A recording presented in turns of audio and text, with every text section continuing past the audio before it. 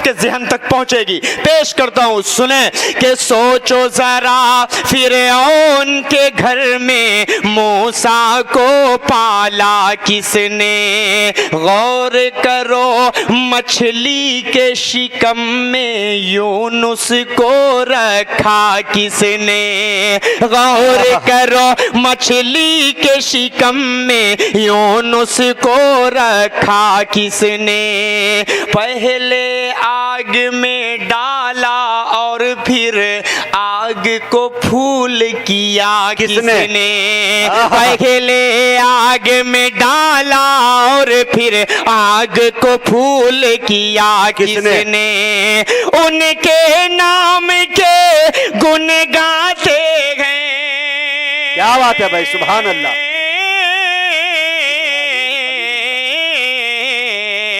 उनके नाम के गुण गाते हैं, इब्राहिम खलीलुल्लाह, ला इलाहा इल्लल्लाह, ला इलाहा इल्लल्लाह, ला इलाहा इल्लल्लाह, ला इलाहा इल्लल्लाह। बोलो